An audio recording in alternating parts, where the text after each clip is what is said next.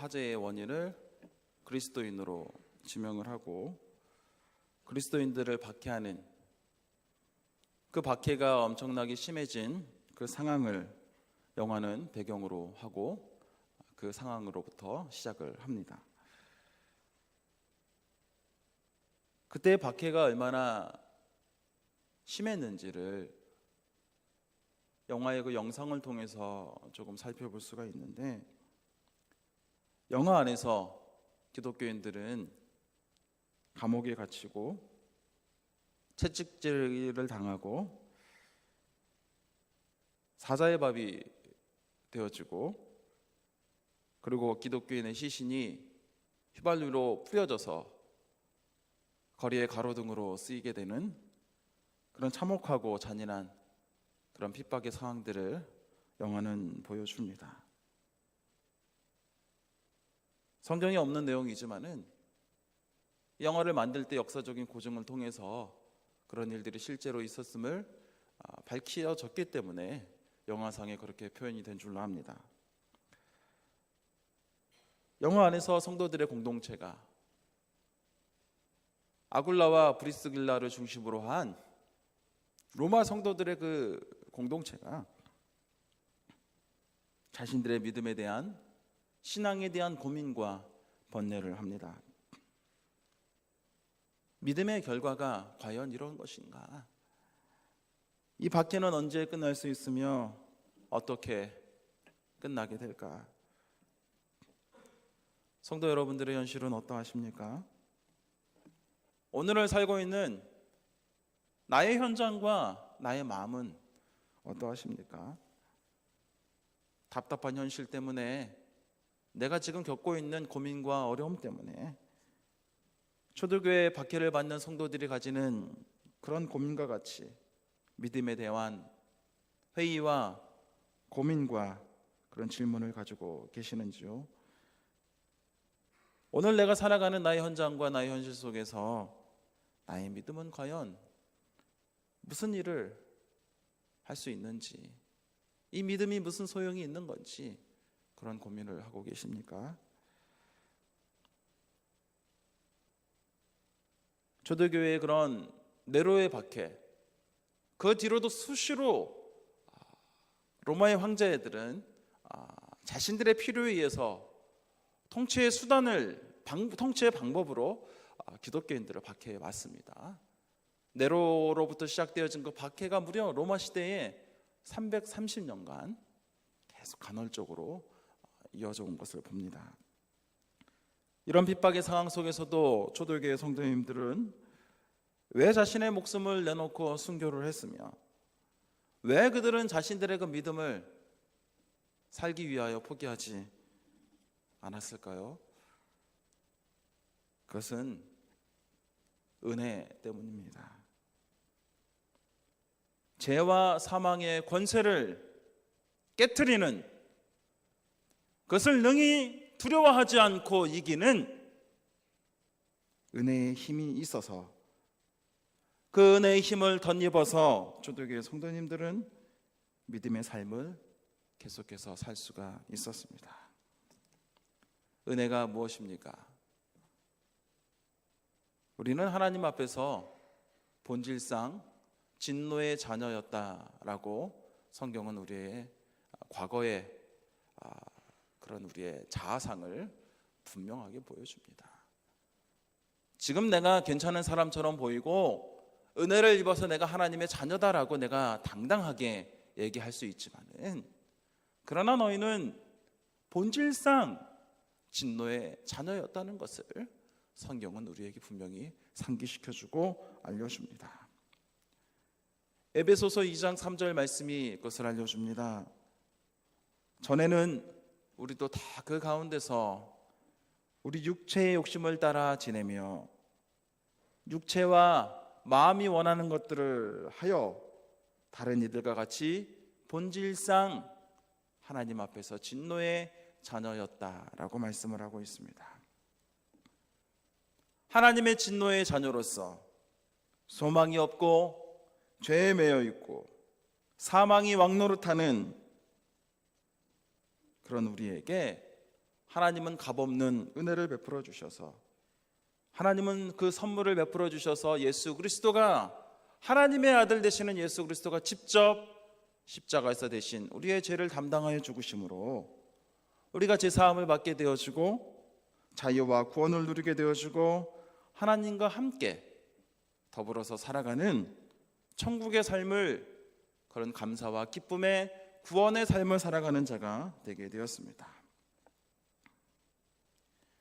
기독교를 탄생시켰다라고 할 만큼 기독교의 전파에, 기독교 탄생에 지대한 영향을 미쳤던 바울, 그는 처음에 예수님을 믿는 제자들을 죽였던 사람입니다. 로마서 사도행전 7장에 스데반을, 그가 청년들을 선동하여서 돌로 쳐 죽인 것을 보게 되어집니다. 기독교인들을 박해했던 그 사울, 나중에 바울이 되어진 그 바울, 기독교를 박해하고 기독교인을 죽이는 것이 하나님의 일이라고 생각했던 그가 더 많은 기독교인들을 잡아 죽이려고 예루살렘을 떠난 흩어진 그 다메섹에 있는 성도들까지 잡으려고 다메섹으로 올라갔던, 그런 기독교 박해에 그렇게 열성을 냈던 사람이 바울입니다. 그런 그에게 하나님은 은혜를 베풀어 주셨습니다. 그를 긍휼히 여기셨고 그를 만나 주셨습니다. 하나님이 그를 찾아오셨고 예수님이 그를 만나 주셨습니다. 바울 이전에 명칭이었던 사울이 다메섹으로 올라가는 중에 하늘로부터 찬란한 강력한 빛에 의해서 눈이 멀고 예수님의 음성을 그 순간에 듣습니다. 사울아 사울아 내가 어찌하여 나를 박해하느냐. 주여 누구십니까? 나는 내가 박해하는 예수라. 그 사건이 있은 뒤로 사도 사울은 예수님 믿는 사람들을 박해하기를 그치고 예수를 그리스도라고 많은 사람들 앞에서 증거하는 사람이 되었습니다. 은혜를 입고 난 사울, 완전히 은혜입니다. 예수 그리스도가 십자가에서 죽어주신 것도 은혜일 뿐만이 아니라 그 은혜의 주님께서 사울을 만나주시고 직접 찾아와 주신 것 또한 사울이 의도한 것도 아니고 요청한 것도 아니지만, 사울이 뭐 한 것 있습니까? 뭐 요청한 것이 있습니까? 순전히 하나님의 선물로 주어진 그 은혜를 입은 그 바울이 과거의 자신의 일을 생각할 때마다 자신이 누구였는지를 분명히 기억하며 이렇게 이야기합니다. 나는 비방자였습니다. 나는 박해자였습니다. 나는 폭행자였습니다. 나는 죄인 중에 저 재질이 나쁜 괴수였습니다. 내가 이렇게 사도가 된 것은 그래서 하나님의 능력으로 말미암아 하나님의 귀한 사역들을 감당했고 많은 병들도 고쳤고 놀라운 일들을 행했지만은, 그러나 내가 이렇게 사도가 된 것은 전적으로 하나님의 은혜이고 나를 태로부터 작정하여 부르신 그 하나님의 섭리 때문에 내가 이 한 자리에 있다라고 사도 바울은 자신의 과거를 생각하고 하나님의 은혜를 생각하면서 이런 고백들을 드립니다. 오늘 본문 말씀은 죄와 은혜를 비교하고 있습니다. 아담의 불순종과 예수 그리스도의 순종을 대조하여서 우리에게 은혜가 무엇인지를 설명해 주고 있습니다. 아담의 불순종, 동산 중앙에 선악과 나무를 따먹지 말라고 하시는 하나님의 명령을 어긴 죄로 사람은 하나님의 영광으로부터, 하나님의 생명으로부터 멀어지게 되었습니다. 하나님으로부터 멀어진 것은, 이것은 곧 사망을 뜻합니다. 꽃꽂이 되어져 있는 그 꽃이 아직 죽은 것 같아 보이지는 않지만은, 그러나 나무로부터, 뿌리로부터 연결되어진 그 중간이 딱 잘려서 꽃꽂이 되어지는 순간 살은 듯 하나 그것은 죽은 것입니다. 생명의 원천으로부터 끊겼기 때문에 살은 듯 하나 죽은 것입니다. 하나님으로부터 멀어졌다, 하나님의 영광으로부터, 하나님의 생명으로부터 멀어진 것은 곧 사망입니다. 아담 그 한 사람이 아니라 모든 인류의 대표적인 인물, 대표가 되어지기 때문에 아담 한 사람으로 인한 그 사망의 영향력은 온 인류에, 나에게까지 미치게 되어집니다. 모든 사람이 죄를 범하였음에 하나님의 영광에 이르지 못하더니. 오늘 본문 17절, 19절 상반절에 지금 제가 방금 드린 그 말씀을 한 구절로 이야기하고 있고, 이 구절을 읽을 때 우리는 이런 내용들을 같이 연결할 수 있어야 됩니다. 17절 상반절을 보면 한 사람의 범죄로 말미암아, 아담입니다. 한 사람의 범죄로 말미암아 사망이 그 한 사람을 통하여 왕노릇하였은즉. 아담에게만 왕노릇한 게 아니라 모든 인류에, 나에게까지 아담의 그 범죄로 말미암아 사망이 왕노릇하였습니다. 19절을 보면 한 사람이 순종하지 아니함으로, 아담입니다. 아담이 순종하지 아니함으로 많은 사람이 죄인이 된 것 같이라고 말씀을 하고 계십니다. 그렇지만 예수 그리스도의 순종하심으로 하나님의 아들이시지만 육신의 몸을 입고, 성육신의 몸을 입고 이 땅에 오신 예수님께서 하나님의 뜻을 이루기 위하여 십자가 처형을 피하지 않고 십자가형을 짊어지는 나의 감정과 나의 육체는 십자가형을 피하고 싶지만은 내 뜻대로 마옵시고 아버지 뜻대로 하옵소서라고 하는 십자가형을 짊어지는 그 순종함으로 말미암아 많은 사람이 의롭게 되어지고 생명에 이르게 되었습니다. 이것을 오늘 본문에서도 또 한 구절로 우리에게 설명해 주고 있습니다. 18절 중간 이유를 보게 되어지면 18절, 한 의로운 행동으로 말미암아. 한 의로운 행동이라고 하면 예수 그리스도가 십자가에서 죽으시는, 순종하시는 그 행동으로 말미암아 많은 사람이 의롭다 하심을 받아 생명에 이르렀느니라. 19절 또 중간 이유를 또 보게 되어지면 한 사람이 순종함으로, 이 한 사람은 예수 그리스도를 이야기합니다. 예수 그리스도께서 순종하심으로 많은 사람이 의인이 되리라 라고 말씀을 하고 있습니다. 법으로, 율법으로 죄의 문제를 해결할 수가 없습니다.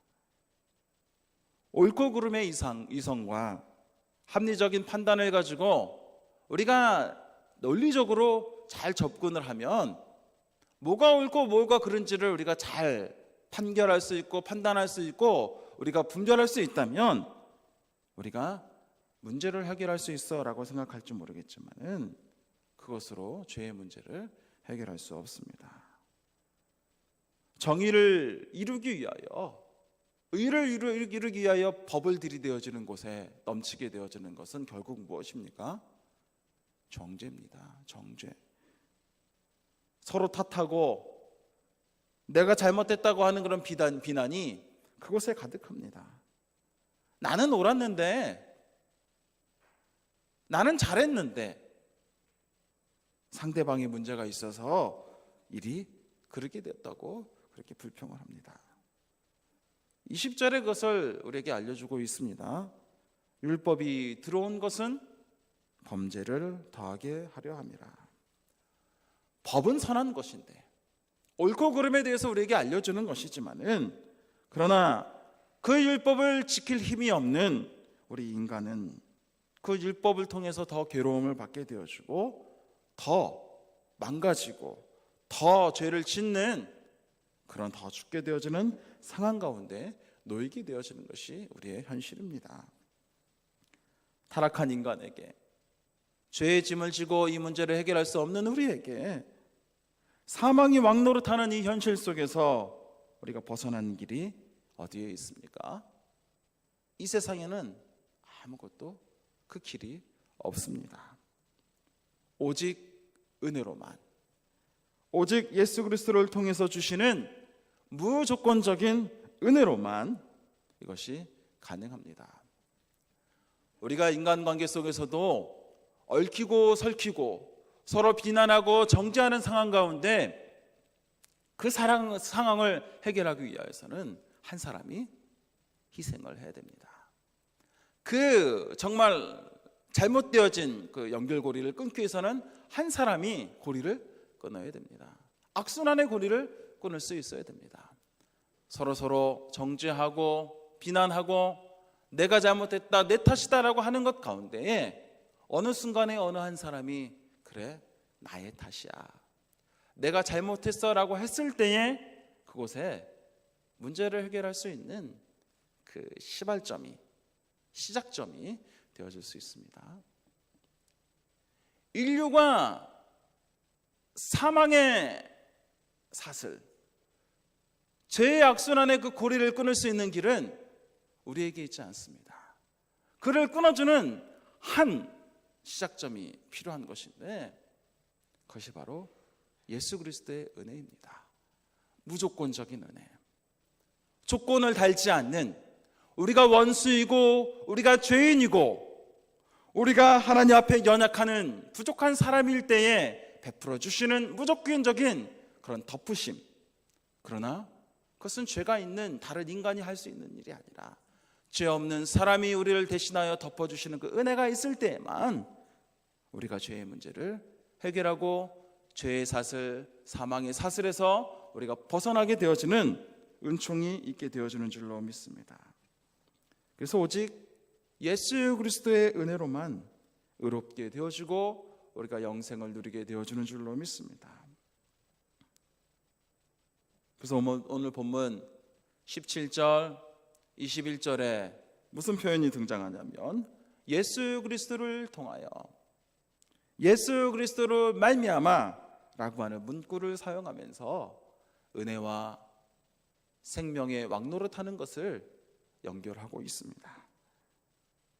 바울은 예수 그리스도를 모르고 율법으로 살아갈 때에는 박해하는 사람이었습니다. 율법으로 살아갈 때는 박해하는 사람이었고 사람들을 죽였습니다.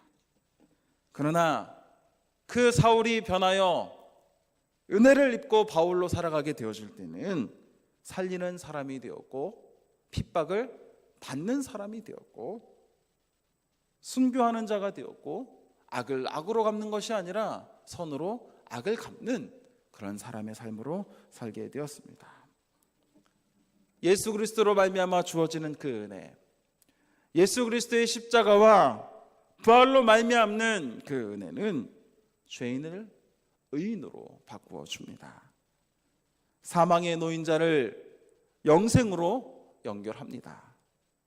은혜는 자기밖에 모르는 사람, 손해를 절대 보지 않으려고 하는 사람에게 자신의 것을 나눠주는 사람이 되게 하고 손해를 보는 희생을 감당하게 합니다. 은혜는 용서하지 못하고 응어리진 채 살아가는 자를 바꾸어 용서하는 사람으로, 화해하는 사람으로 바꾸어 줍니다. 은혜가 이렇게 할 수 있는 것은 무엇입니까? 하나님의 은혜는 인간의 좁디 좁은 이 마음을 넓혀줍니다. 마음을 넓혀줘요. 내가 그래서 아량 있게 포용할 수 없는 내가 포용할 수 있게 하고 수용할 수 있게 하고 받아줄 수 있는 힘을 만들어줍니다. 은혜는 나의 시간을 100년으로 한정시키는 것이 아니라 영생으로 확장시켜줍니다. 하나님의 생명 가운데 나의 존재가 100년에 유한한 존재가 아니라 하나님의 영원하신 그 영원한 생명과 함께 살아가는 영생의 사람이 되었기 때문에 내가 100년 동안 끽해야 100년 살다 죽는다라고 생각하면 죽는 것이 얼마나 무서운 일이고 죽음만큼 두려운 것이 어디 있겠습니까? 그러나 나의 시간에 한계가 영생으로 늘어나게 되어진다면 죽는 것이 쉬운 것은 아니지만 그러나 하나님과 함께 살아가는 삶 가운데 죽음이 더 이상 나에게 왕노릇하지 못하게 되어주는 줄로 믿습니다.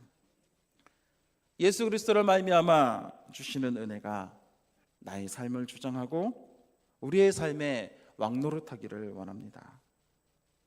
은혜가 내 삶에 왕노릇하기 위하여 은혜 받기 전에, 은혜를 내가 누리기 전에, 예수님을 알기 전에 나의 삶의 상태를 잊지 않고 상기하는 것이 중요합니다.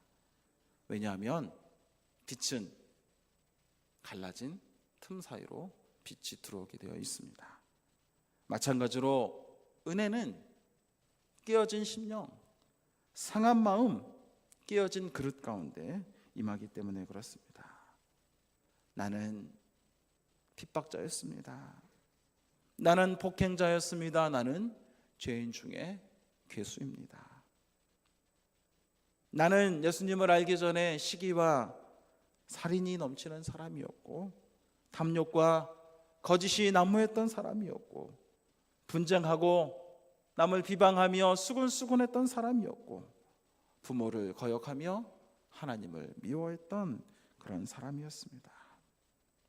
분명히 기억하십시오. 은혜의 선결 조건이 있다면 그것은 불완전함입니다. 예수님 말씀하셨습니다. 건강한 자에게는 의사가 쓸데없고 병든 자에게라야 쓸데있느니라. 나는 의인을 부르러 온 것이 아니라 죄인을 부르러 왔노라.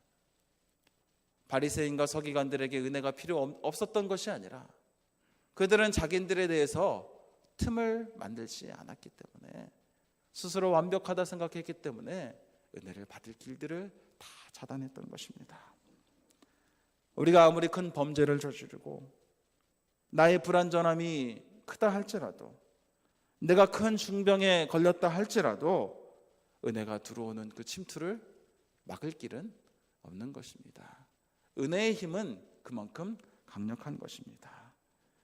20절의 그 하반절에 참 오해가 있는 구절이 될 수 있는데 그러나 죄가 더한 곳에 은혜가 더욱 넘쳤나니 죄가 많은 곳에 은혜가 넘치구나. 내가 더 은혜를 누리기 위해서는 더 많은 죄를 지어야 되겠구나. 이런 의미가 아니라 아무리 큰 죄라 할지라도 아무리 큰 불완점이라 할지라도 중병이라 할지라도 은혜의 힘을 막을 길은 없다라고 하는 의미가 이 본문의 제대로 된 의미일 것입니다. 우리가 하나님 앞에 정직하게 나아가기를 원합니다. 하나님 앞에 나아가는 나의 모습이 정직한 모습, 솔직한 모습, 깨어진 모습, 깨어져 있었습니다. 깨어진 모습입니다. 그 모습으로 나아가기를 원합니다. 그리고 나의 마지막은 하나님을 절대적으로 의지하고 의존하고 나는 은혜 없이는 살아갈 수 없습니다. 당신이 있어야만 나는 생명을 누릴 수가 있습니다. 하나님을 완전히 의존하는 것으로 나아가고 그렇게 마치게 되어지는 우리 모두가 은혜가 왕노릇하는 삶으로 오늘도 내일도 주님 오실 때까지 살아가는 복된 성도님들 되어지기를 주의 이름으로 축원합니다. 기도하겠습니다.